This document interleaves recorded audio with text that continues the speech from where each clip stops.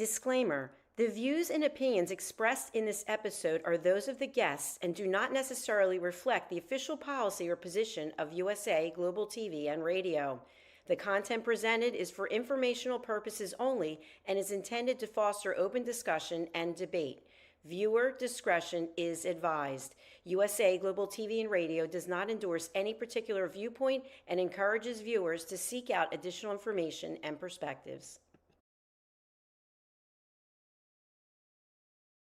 Welcome home to USA Global TV and Radio, a place where dreams take flight, with authentic storytelling, diverse perspectives and meaningful conversations, where global stories unite and bridges are built beyond all borders. Discover world-class education, entertainment, hope and inspiration. Together, we're building bridges worldwide. Subscribe to our channel, USA Global TV. Download our app, USA Global TV. Be our guest or join our team. Visit usaglobaltv.com. Thanks to our founder and executive producer, Dr. Jacqueline Kerbeck.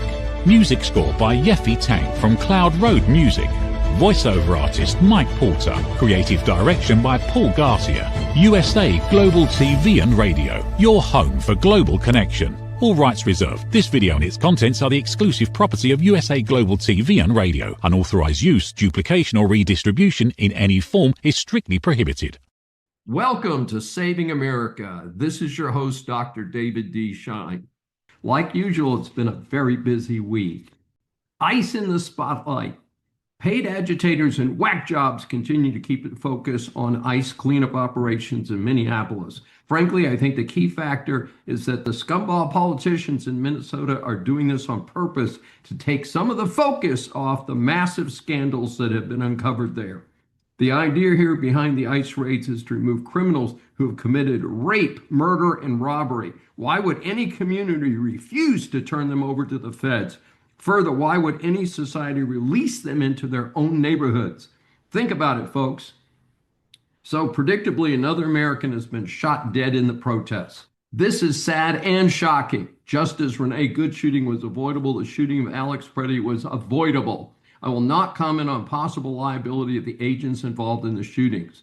That is up to the justice system. The first shooting seems to have more justification than the second, but there is plenty of controversy to go around. Note that Preddy is being presented by some as the second coming, an ICU nurse at the VA hospital. However, a week before his death, he engaged in a violent ICE protest where he kicked out the taillight of an ICE vehicle and somehow sustained a broken rib that day. So a week later, he appears at another ICE protest with an automatic handgun with 2 extra mags. This is serious firepower. Look, anyone who engages with law enforcement while carrying a weapon is asking for trouble. It does not matter if this is ICE or the police. This controversy seems to center on whether he pulled or displayed the handgun and if he was completely disarmed before he was shot. The band of commie losers disguised as Dems are screaming to ban ICE from the field, impeach Kristi Noem, and prosecute anyone they can think of. You know what? None of that is going to happen. Parallel to this is passing budgets that will run until the end of the fiscal year on September 30th. The Dems, having lost their stupid record government shutdown in 2025, did make deals, but covered Homeland Security funding for only 2 weeks. The Dems and some GOP are calling for ICE reforms. I may surprise some of my regular audience by saying I like some of what is proposed. Nobody given a gun by the government should be any less than fully trained. There are allegations that some ICE officers were rushed into the field with inadequate training. If true, let's fix that. 2, no law enforcement official should be wearing a face mask. This is America, and we don't do things that way.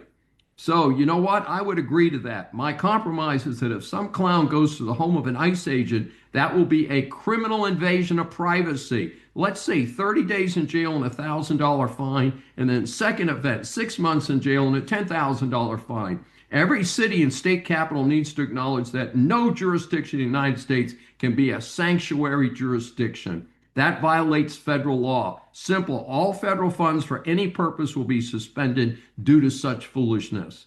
4, we need Congress to do its job for a change and implement comprehensive immigration reform on a bipartisan basis. We do need the bodies in this country. Figure out how to make it work while arresting the convicted criminals and either executing them or deporting them who are less dangerous. 5.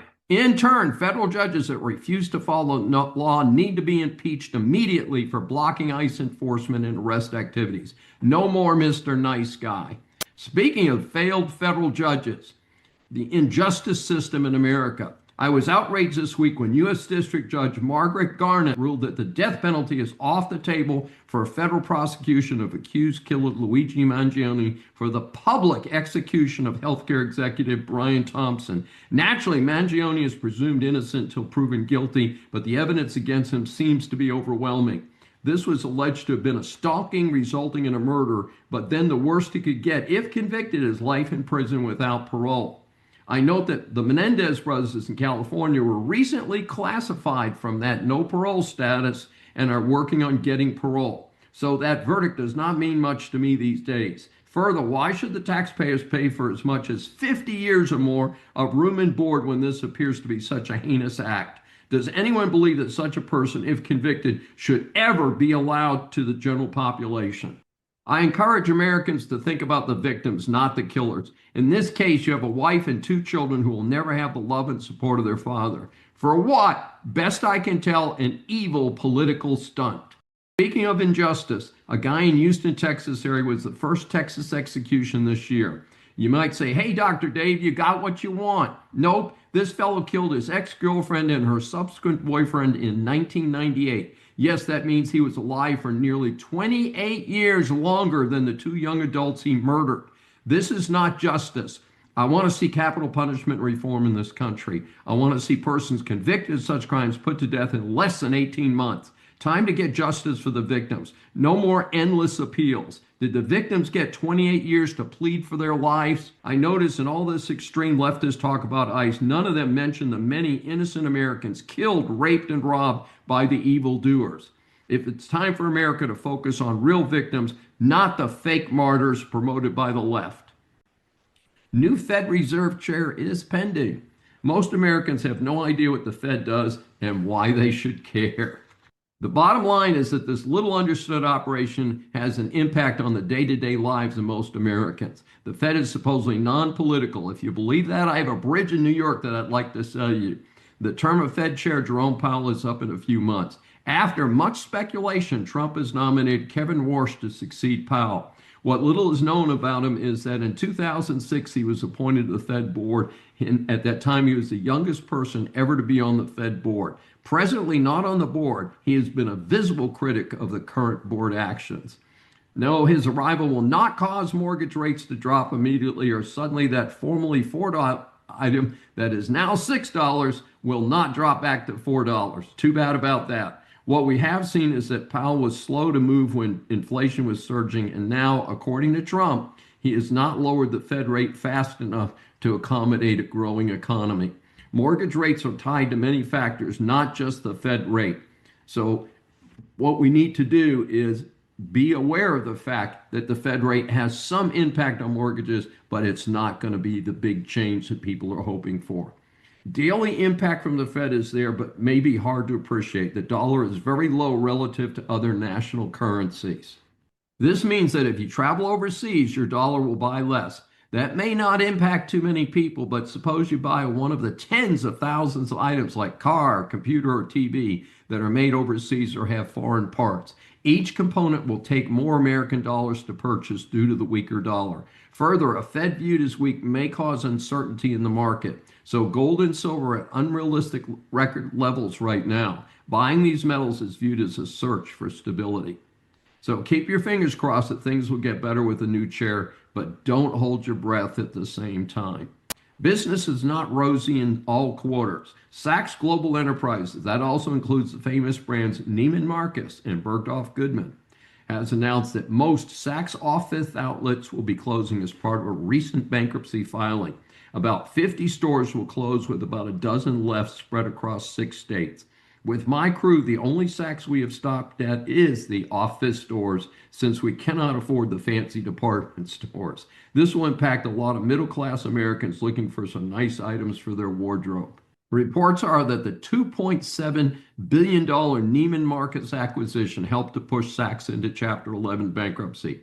That is known as a reorganization, and often businesses reduce the size of their operation to attract new financing to emerge from Chapter 11. Communist New York City tries to ban Newsmax and taxis. Since I usually use a rideshare service, I rarely take taxis. Apparently, New York City taxis have TV screens and carry Newsmax. Not sure if they carry other networks. In any event, a buddy of the current commie mayor of New York City, Manhattan Borough President Brad Hoylman-Siegel, is trying to block Newsmax on the city's 9,000 taxis. He apparently has never heard of the First Amendment.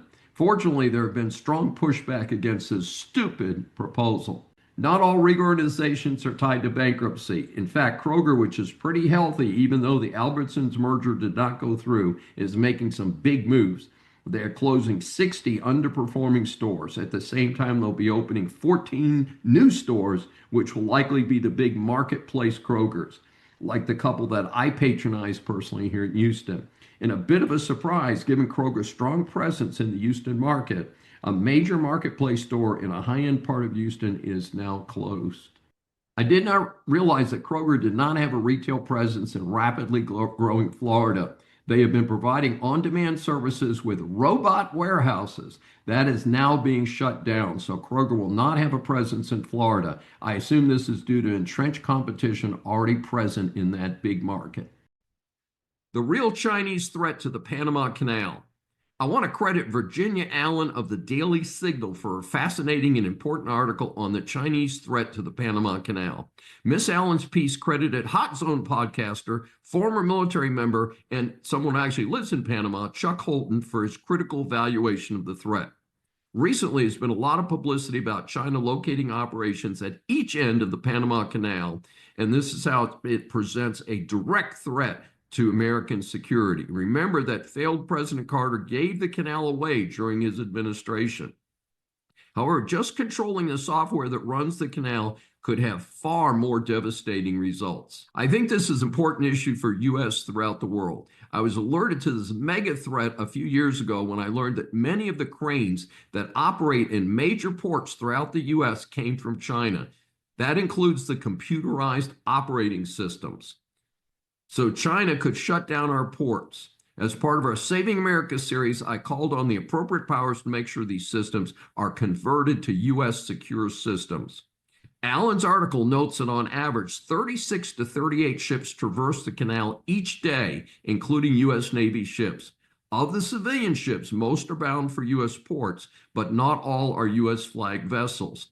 A shutdown of the canal would have a major impact on U.S. shipping, including, importantly, the U.S. Navy. Panama ends China Canal port deal. In something that I thought had already been resolved, the Supreme Court of Panama just held that the contract with Hutchinson Port Holdings of Hong Kong to operate 2 ports along the Panama Canal was unconstitutional. Regardless of how this was obtained, it was critical that the CCP be blocked from this hemisphere. Hopefully, this will spread through the rest of the world where the CCP is trying to buy influence through its crooked business deals. Nurse fired for promoting dangerous conduct. We associate nurses with healing the sick. Most Americans have more contact with nurses than doctors.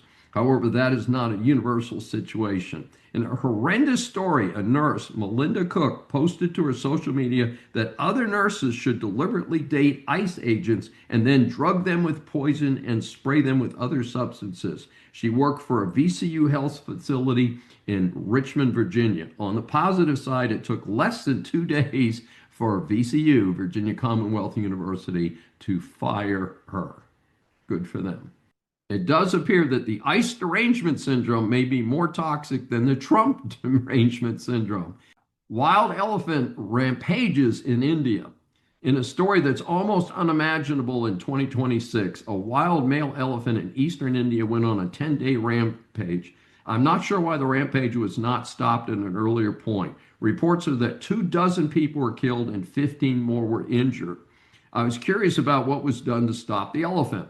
Killing the elephant was apparently not an option. Last report was that the authorities still had not tranquilized it. Incredibly, as many as 500 people are killed by elephants in India each year. The expansion of human settlements into previously forested areas is one cause of this serious problem. I find this personally surprising after seeing many elephants in the wild on safaris in Africa several years ago. I observed a very purposeful, matriarchal society. They are great moms. The teenage males, on the other hand, are tossed out of the herd to go live on their own in a little bachelor group. And hopefully they'll get that situation resolved. And while I'm a big fan of elephants, certainly it's the symbol of the Republican Party, I also do not understand why, if you have an animal that is causing so much hurt and injury to humans, that it would not be put out of its misery. All rise. Our series of interviews for Saving America establishes that the world is full of interesting people. Once you hear from our next guest, I am sure that you will agree that she deserves the moniker of interesting person. Saving America welcomes Dr. Ronika Jacobs, who is also known as Dr. Rowe. She's an educator and life coach. She holds a doctorate and master's degree from Concordia University in Texas and a bachelor's degree from Prairie View A&M University, which is not far from our base here in Houston. Her company, Strive Leadership Consulting, LLC, provides training for personal and career development. She also hosts 2 podcasts, Strive for More, Lifestyle Podcast, and Life Jacked, the Resilience Podcast. Her passion is to uplift women and to make sure they understand every aspect of their beauty inside and out, whether she's helping women build resilience, gain self-awareness, or learn how to become more mindful to reduce stress. She supports her clients from start to finish. She offers one-on-one coaching or group sessions online. She lives nearby in Houston, Texas, with her 3 sons and is a member of Delta Sigma Theta Sorority Incorporated. We welcome Dr. Ronika Jacobs, Dr. Rowe, for her first appearance on Saving America. Oh, Dr. SCHEIN, thank you so much for that wonderful introduction. Hello to your viewers out there and the listeners. I really appreciate this opportunity to be here on your show. And we're delighted to have you with us. As you know, we ask our guests 3 questions that will help our audience know more about you. And first, you've focused your career on teaching and coaching resilience. What happened in your own background to drive you to research this important subject? You know, the interesting thing about humans is that the number one thing that you cannot control is human behavior. You cannot. Right? We all get to decide what we want to do. We have free will. And, anytime someone has something for us to do, we actually have a decision whether we want to do it or not. And so what I've learned in education as I was teaching children, and some children are, they're ready to go and they have no problem going along with what you tell them to do and they are compliant. And then you have some children sometimes that are not. And I would always wonder, like, okay, well, what makes this particular student tick? Like, okay, what can I do to get them to do whatever I'm asking them to do? And so I started finding ways, and really it's all about classroom management. And then I thought about my own personal life, and I would go through these different, trials and mishaps and life jacked moments, as I like to call them. But I would always pop out on the other side. Now, of course, I'm a person of faith. And so I know that, God is the head of my life. And I seek, counsel through him at all times. However, and I have an incredible amount of faith, but faith without works is dead. So I recognize, like, why is it that I can bounce back and, and be resilient and I can just push through, even though I get down. And sometimes people think, well, you don't go through things like I do. And I was like, yes, I do. Like, what would make you think that? Like, I go through all kinds of stuff. And so I just started thinking about that. So when I got in my doctoral program, I started, and then also going into leadership in the education world and coaching other teachers and trying to figure out, okay, well, what makes them listen to me and want to change? And so I started studying like transformational leadership and what can you do to inspire people to make a change, because really it's a change in habits, it's a change in behavior. So what can I do, or what are some strategies that you can do to influence people or persuade them, to get them to do the things that you're wanting them to do, or to get them to see or make a paradigm shift or see a different perspective? Well, it's really fascinating to just go through this whole area. How does Yeah. resilience help a person to get through life? Why do we need it? I think we need it so that we can wake up the next day, right? Because, of course, days are going to pass. The sun is going to rise, it's going to set. The moon is going to rise, the moon is going to set. But I think we need the resilience within us because it gives us strength. It gives us the strength to push through. It gives us the strength to take those moments that are less than favorable and or the things that we don't plan to go through, and some of them are minor inconveniences and then others are extremely catastrophic and they're life changing.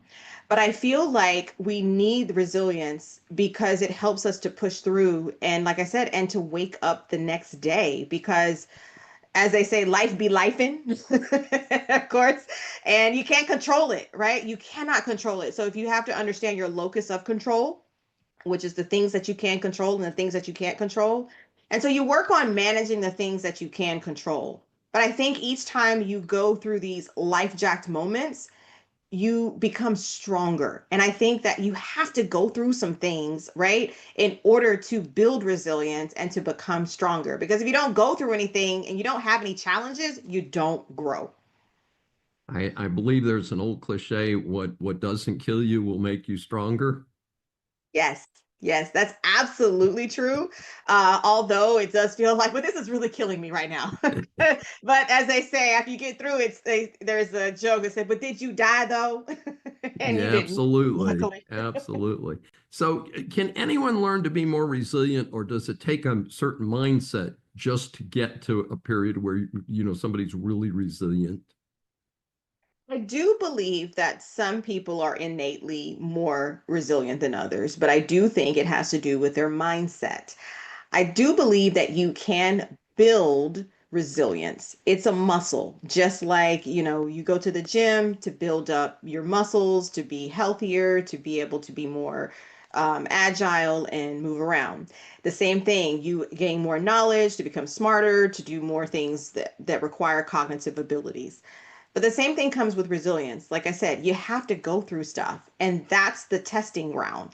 And that's where you build your resilience is going through these different challenges. Now, some of us go through more challenges than others.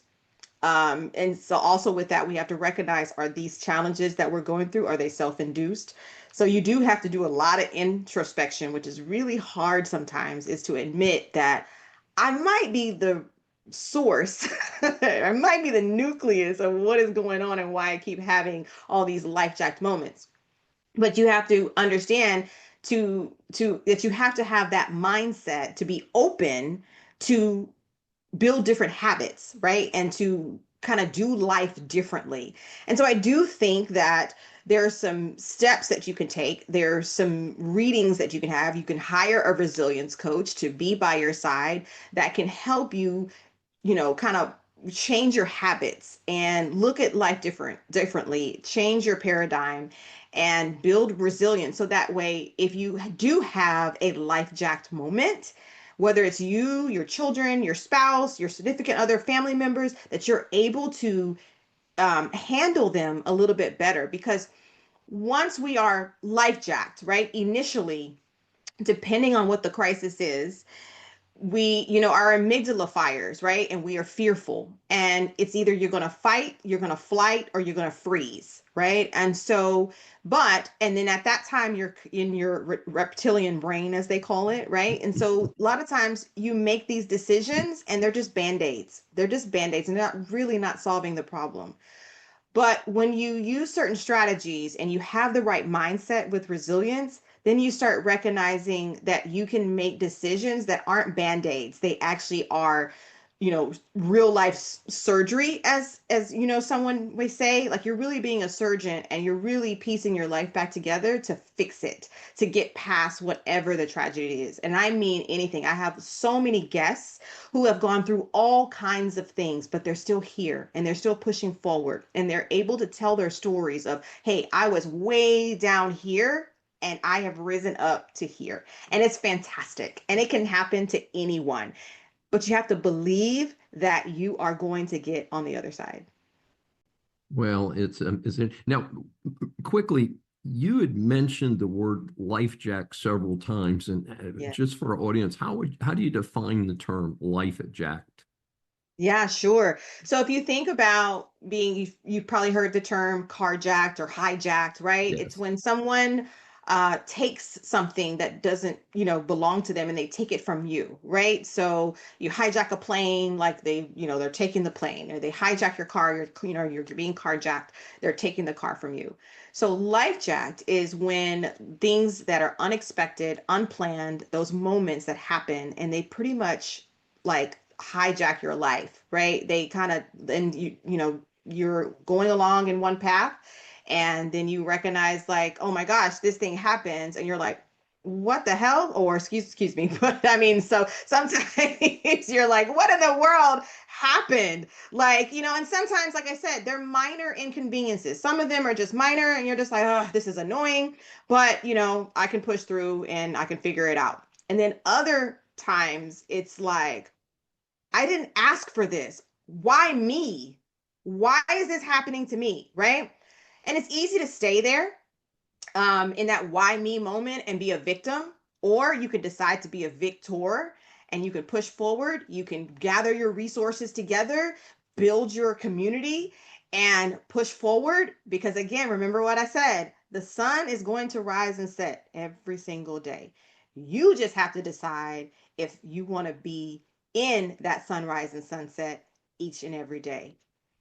And it sounds a lot when you're saying that. I'm thinking about parents dealing with children, and I've got two generations. I've got kids and grandkids, and when there are a lot of bumps along the road, and a lot of times they're not very serious.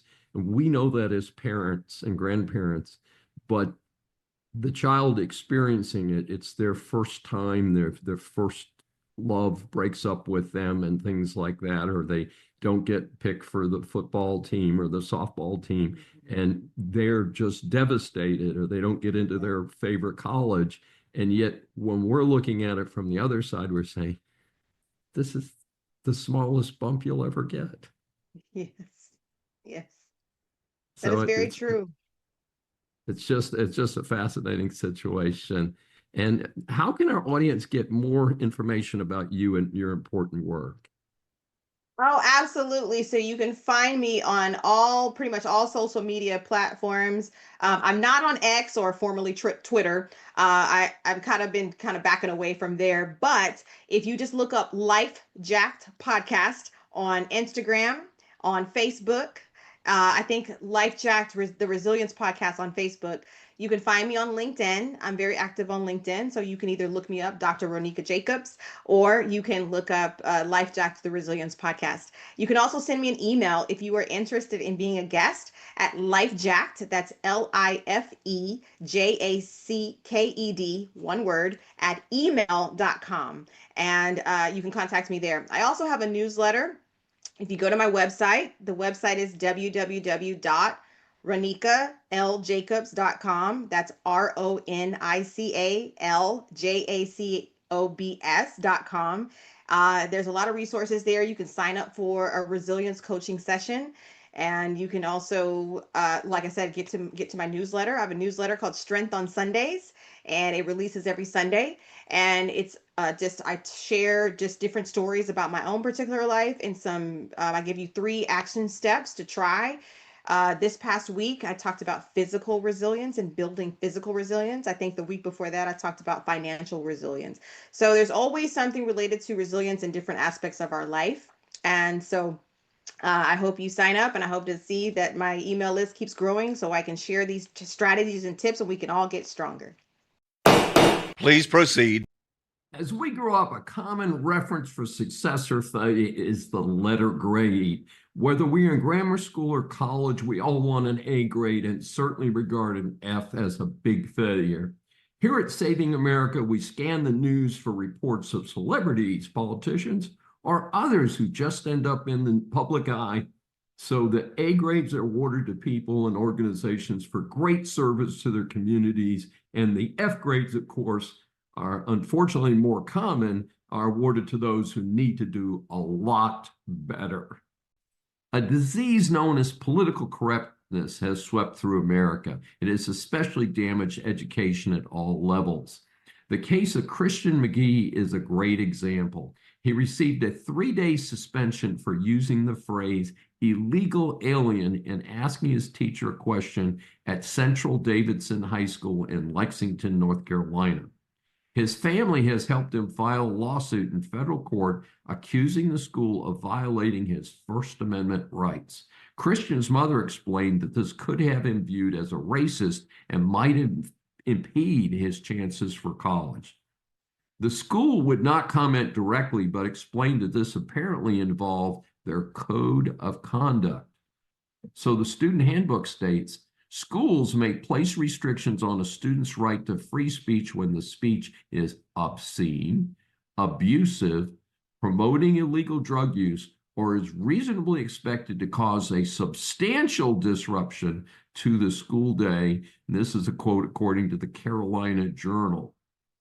Now, how would using a correct term like illegal alien in any way violate the above code?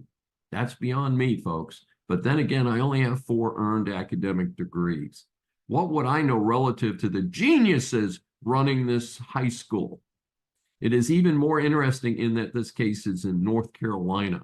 I would be less surprised if it was in communist-occupied California or New York. Therefore, Saving America awards Christian McGee and his family a coveted Saving America A grade. Christian, I assume through his family, filed suit to clear his name. A year later, the Davidson County School District settled with the teen and provided $20,000 in compensation. A footnote is that the money will help pay for Christian to attend a new private school. Sustained. Business students, business persons, or consumers, business law impacts much of what you do. This segment is designed to help you get past the headlines on key stories. Folks, it is said that there's one born every minute, referring to persons who've been taken advantage of by various fraudulent schemes. A couple in Louisiana, the Joaquims, in 2005, came up with the classic 105 medical reimbursement program. The idea was that this program would pay participants money when their health insurance did not cover certain expenses. In 2012, Bryen was hired as the head of marketing for this questionable program. The program charged $1,000 a month for individual and $1,600 a month for family, and was marketed as an employee benefit plan. Due to the high cost, the program had a second part where it was supposedly supported by a complex banking and life insurance arrangement. That part was bogus. Bryen apparently was a good marketer, and the plan ended up with over 350 employers and 4,400 employees who were defrauded into enrolling and paying fees for the classic 105 program. The scheme fell apart by 2018, and the Joaquims were ordered to pay $23 million in restitution. Then the next case, United States versus Bryen. He was charged with wire fraud in this scheme in 2019 in federal district court. He fairly quickly agreed to a plea deal with spending 1 year and 1 day in jail. However, he was then hit with a restitution order of $25 million. The finding was that he was equally as guilty as the Joaquims. The restitution order was then presented to the Fifth Circuit Court of Appeals. He challenged the restitution order on various grounds. The appeals court, however, was not buying his arguments. It ruled that he was guilty of the crime of fraud or deceit. It also held that these large damages were established by the victims, and that Bryen's continuous concealment of the fraud directly and proximately caused the victims' losses. The court concluded that the district court did not err in ordering restitution, although it did adjust the amount to $21 million. This serves as a cautionary tale that if you're cooperating in a fraudulent scheme put together by someone else, you may still be found fully responsible. Please raise your right hand. Following the crash in cruise activity in 2020 due to COVID, things were tough for the cruise industry. However, this popular vacation option has surged back since then. AAA estimates that 21.7 million Americans will hit the waters in 2026, making a consistent jump in travel over the last 4 or 5 years. Two well-known lines include Royal Caribbean and Norwegian Cruise Lines. From my base in Houston, just 50 miles south in Galveston, sailing with the big cruise ships has become a boon to the economy there. Bigger ships with more perks seems to be coming out every year. Such ships are great for families. They provide activities for all different age groups and are generally affordable. The convenience of unpacking once and visiting multiple locations, hey, that's kind of hard to beat. Suppose, however, you want a really nice, intimate experience with other adults. The attractive alternative approach is called a riverboat. There are a handful of global riverboat lines with fascinating trips around the world. In contrast to the large cruise ships, the riverboats may have from less than 100 to about 200 passengers. In the USA, Viking River Cruises does the most advertising. Therefore, it may be the most familiar to Americans interested in such an experience. Other major global riverboat operators are AMA Waterways, Uniworld, Talk, and Scenic. Parallel to the big cruise lines, the outlook for the riverboat operators for 2026 is also very positive. My first riverboat experience was about a decade ago on AMA Waterways with a cruise from Prague to Budapest. We flew to the launch city and spent a few days before boarding. The trip then featured day tours at beautiful cities along the Danube River before disembarkation in Budapest. We spent a few days there before returning home. During our travels, we were wined and dined with great food and many beverage alternatives. Evenings often featured previews of the next stop and sometimes local live entertainment. Since then, I've had the opportunity to try about a half dozen small ship experiences, but I still hold AMA in special regard. I was booked on an AMA cruise in Southeast Asia when COVID hit. That tour was canceled, of course. The itinerary included Myanmar, and due to the military takeover there, that trip was not rescheduled. This December marked my return to AMA with special tour from Cartagena to Barranquilla, Colombia. The AMA Magdalena is one of 260 passenger ships on this new route, which has been in effect for about 8 months. The one-week tour features stops along the Magdalena River with local guides sharing the history and culture of the various villages. The largest intermediate stop was the city of Mompox, located at a major branch in the river. As a history buff, learning the stories behind the villages was enriching. Our first short tour was to the village of Palenque. A little told story is that the Spanish took kidnapped Africans to help develop the port of Cartagena. One of the slaves was a chief, Bencos Biojo. He somehow managed to escape with 10 others and set up in a remote area. Dating from 1603, that is the town now called Palenque, which means walled city. It became a refuge for escaped and freed slaves. After a century of fighting with the Spanish forces, finally a truce was reached with the King of Spain in 1714. Later the same day, we toured the historic town of Calamar. It was an important transportation point, but the steamship stopped calling and it has declined. With the recent arrival of the AMA riverboats, things are looking up for that town as well. Further into our journey, we visited the village of Santa Barbara de Pinto. A special event was held for Christmas. AMA Waterways provided a wrap present for each child. The ship's guests were invited to help distribute the presents on Christmas Eve in the town's meeting center. Over 200 children received presents during the event. As with other riverboat experiences, the cabins are beautiful and well appointed. Comfort is the name of the game. Great food and beverages will please every palate. There are always multiple choices for each meal. In my experience, there are generally 3 types of cabins at various price points on these riverboats. Obviously, that can vary by cruise line in the specific ships. What was especially appealing to me was the entire riverboat crew was from the country of Colombia. The food served were purchased locally along the route. We were able to experience the vast variety of fruits available in Colombia. The villages and cities benefited from this positive tourism. The views along the river were, of course, stunning. AMA Waterways was founded in 2002 by Rudy Schreiner, Christian Karst, and Jimmy Murphy. This family business is based in California. The line offers a variety of cruises around the world. And I'm recording this from my cabin on the AMA Magdalena on my last day here. Objection, Your Honor. Quick preview. Maybe America is not broke. A colleague of mine sent me a link to a new article, America's Hidden Strategic Reserve. Jim Rickards reveals forgotten $150 trillion asset tied to post-Civil War legal code. This fascinating article references a report by ex-CIA advisor Jim Rickards titled The American Birthright. The article claims that the recent elimination of the Chevron doctrine, which we've talked about on our Business Law 101 series, is a court-created fraud that should certainly not have been around for 40 years, and it may allow America to now claim $100 trillion in reserve of natural wealth buried beneath federal land, wealth that has been inaccessible due to historical legal protections and government regulations. My staff is contacting Rickards about doing an interview in the future to discuss his work in more detail here on Saving America. May I remind you, you're still under oath. Our series Interviews for Saving America establishes that the world is full of interesting people. Once you hear from our next guest, I'm sure that you will agree that he deserves the moniker of interesting person.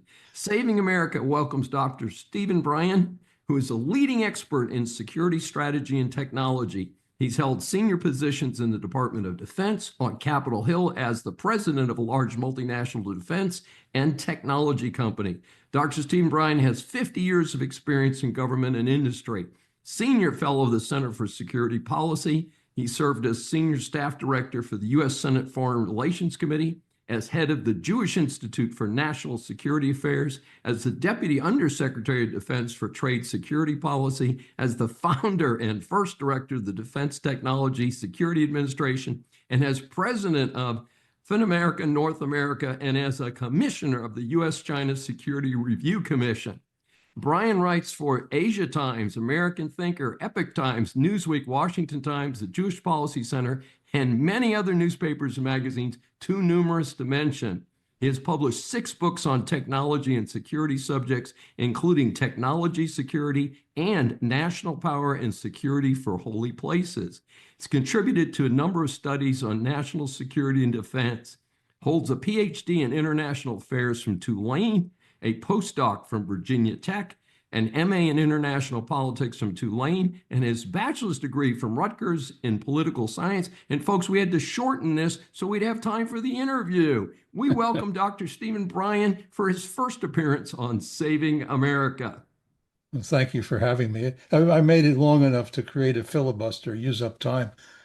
Well, we're still going to give you the full time for your answers because, as we talked about pre-interview, very, very interested in the subject that you deal with. And as you know, we ask our guests 3 questions. How would you evaluate the readiness of the United States to win the second Cold War? Right now, not too good.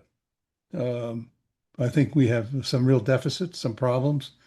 The biggest one, aside from the types of equipment that we have, is the availability of equipment. We don't have enough.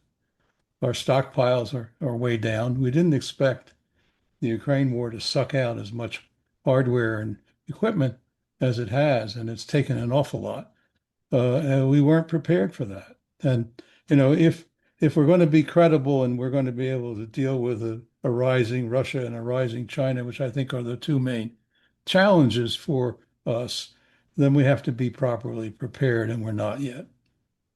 And would you say that Russia, which of course launched, I understand, 700 missiles at Ukraine over the last night, is moving in a little different direction than just tanks on the ground? Because I understand the land war in Ukraine using a lot of materials, but it doesn't seem to have made much good for either country.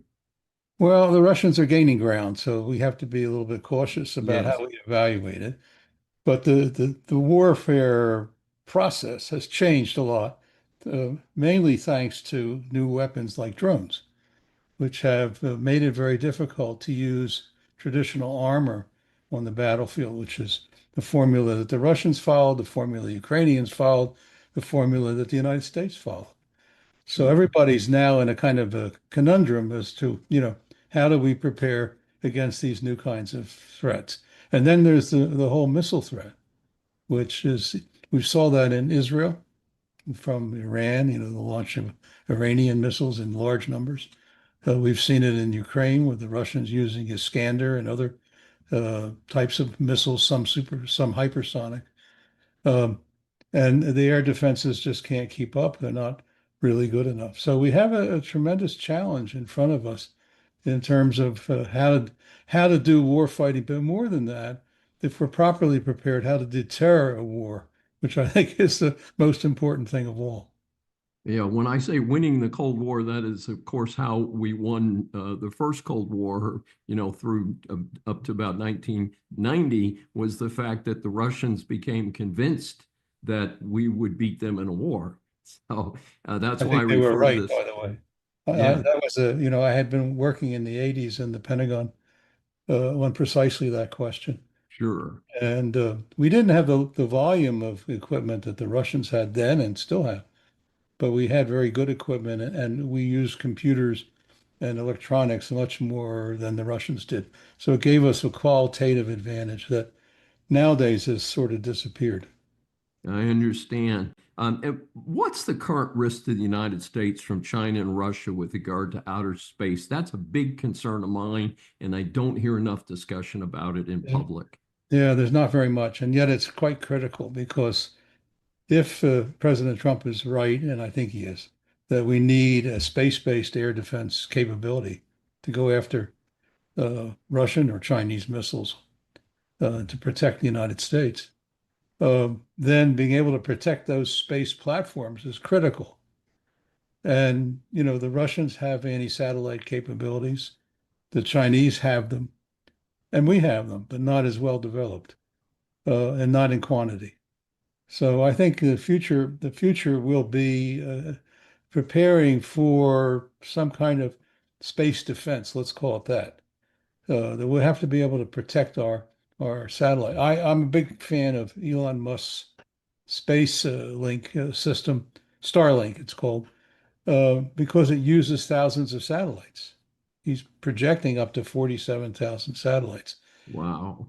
That's terrific because what that means is if you want to find the one that's causing you trouble, good luck.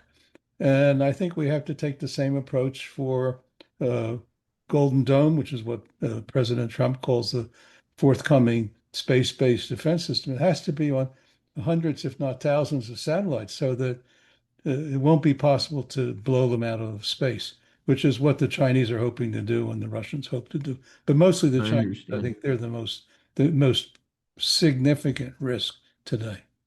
You're right. And people think I'm talking about, we both of us grew up with the Star Wars and Yeah. shows like that and movies like that and the wonderful imagination of Gene Hackenberry and so forth. But the reality is that the most effective defense might be an offense where we develop a satellite technology or space technology so that we can identify and take out as many of their satellites as possible.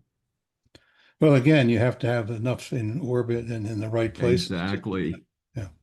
So Yeah. it's still the So, same challenge. And I think right now, uh, in the United States, the only guy who can do that in an effective way on a mass basis and also with recoverable rockets is SpaceX, and that's Elon Musk. right. Well, No one I else is saw, even near that. the dispute between Musk and Trump that's in its sixth week now Yeah. is unfortunate. And one of the things that Trump said, and I'm certainly thinking that he said it in a just a fit of anger, is that well, we don't need SpaceX and Musk can go broke. But I get concerned because remember that our trusty major manufacturer Boeing sent two astronauts up there and they didn't trust the satellite enough to take them back. And SpaceX brought them back, not Boeing. Yeah. Yeah. Well, the thing's interesting is that Ukraine today, the Ukrainian army, is utterly dependent on Musk's Starlink system for communications. Without that, they're out of business. So any threat to cut off SpaceX and cut off Musk is silly. It's just plain silly, and it's not real. I mean, I don't think Mr. Trump would do that. I don't think Musk would get that angry to cut it off because he could cut it off in a second. But it does illustrate how much this matters to our national security. Be nice if the Pentagon figured that out. They're still a little bit behind the curve, I'm afraid. Well, it's a very serious issue. The United States cannot do everything that needs to be done to improve the security of the free world. What would you suggest as priorities? In other words, what do we need to do first, and what do we need to tell our allies? Well, there are two things that we need to do. The first one is we need to improve the manufacturing of our weapon systems to a level where we can have enough to deal with the threat. Our output is way low, way low. And even with simple ammunition like a 155 millimeter shell, we can't produce them fast enough. And the new plants that we're trying to open in Texas seem to have fallen apart. So we got a problem there. We got an industrial problem. We have a workforce problem. We have a supplies problem. All that really needs a high level attention to be fixed. So that's the first thing is to get our manufacturing on track. And the second thing is to stop concentrating on more and more sophisticated equipment that takes too long to manufacture and is too expensive. Because, the budget for this year for defense is approaching $1 trillion. Now, if I had $1 trillion when I was in the Pentagon, I'd been in Fat City, but I wasn't, we didn't have that. And we were worried about every nickel. But, today I think the cost of equipment is just staggering. I'll give you a couple examples. The cost of that Patriot missile that has been controversial in the last few days, should we send them to Ukraine or shouldn't we? They cost almost $4 million a piece. Mhm. It's a lot of money. Yes. If you talk about the SM-3 2A, which is a ship-based, Aegis-based anti-aircraft and anti-ballistic missile interceptor, the top price there is $28.7 million a shot. I don't see how that's sustainable.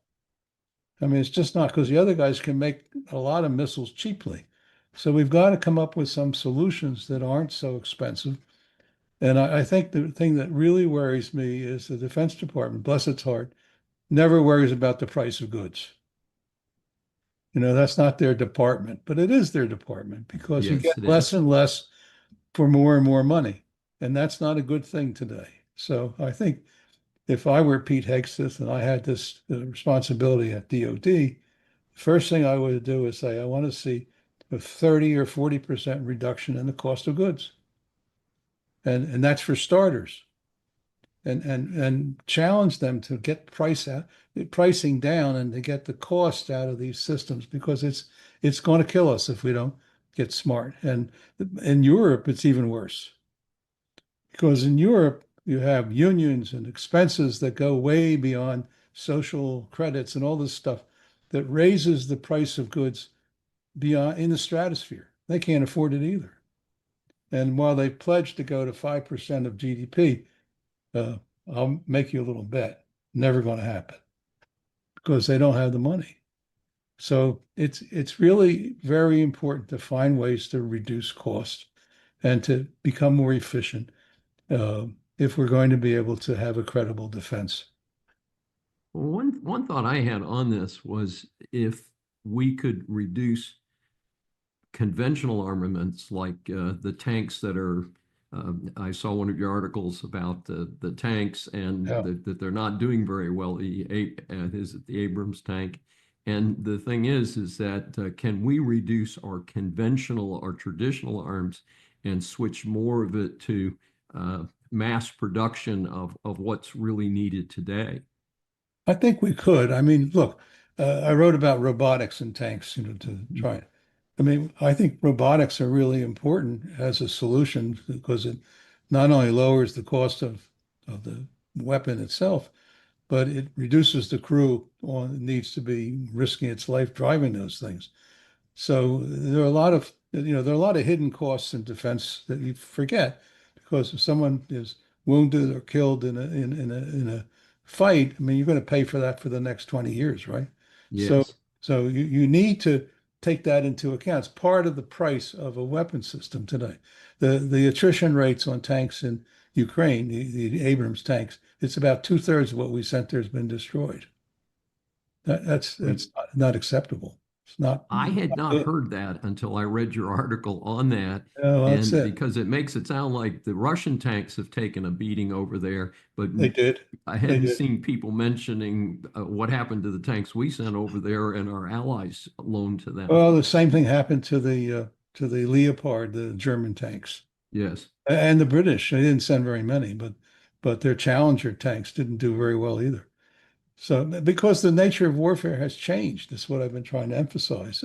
Right. And maybe the tank and traditional doctrine of how you use them doesn't work on the modern battlefield. You have to go to other things.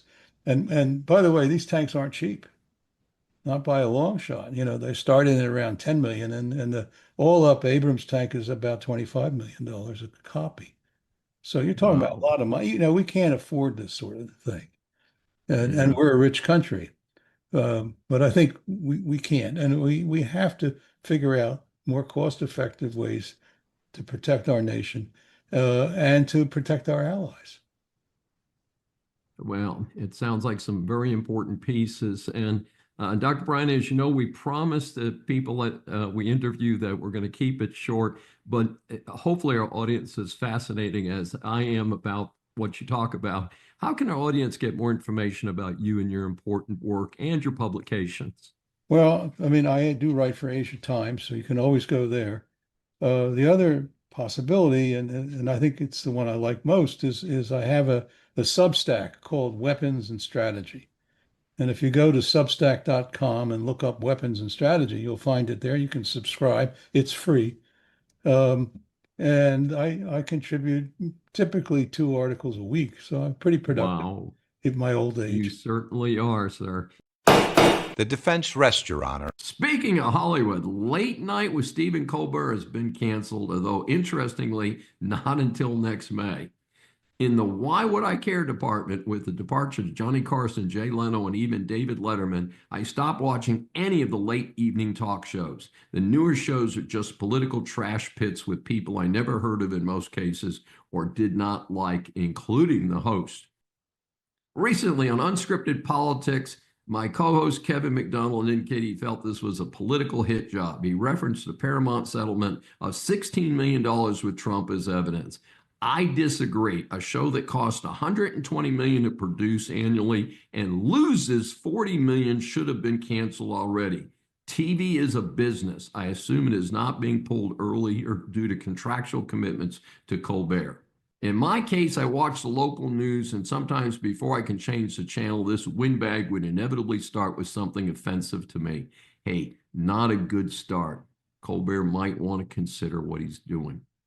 However, the whack left, led by Pocahontas herself, Liz Warren, claimed it was only due to politics. Of course, this is why America is in debt up to its butt due to moronic political leaders like her.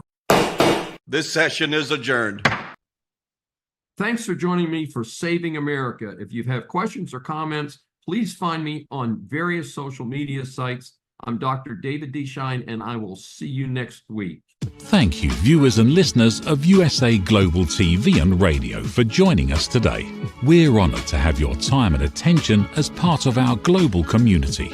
At USA Global TV and Radio, we believe in the power of authentic conversations, meaningful connections, and creating a world of possibilities together. Want to be part of something bigger? Join our team of elevated listeners at usaglobaltv.com, a space where your voice matters and your ability to listen transforms relationships. Stay connected with us across all our platforms for thought-provoking discussions, expert insights, and empowering stories.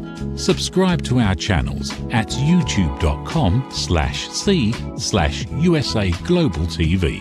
Follow us on social media and explore the endless opportunities we're creating for growth, learning, and inspiration. Together, we're not just broadcasting, we're building bridges and changing lives one conversation at a time. For inquiries, contact us at info@usaglobaltv.com. Produced by Executive Producer and Director Dr. Jacqueline Kerbeck. Voiceover by Mike Porter. Creative direction by Paul Garcia. All rights reserved. Visit usaglobaltv.com to view our full terms and conditions.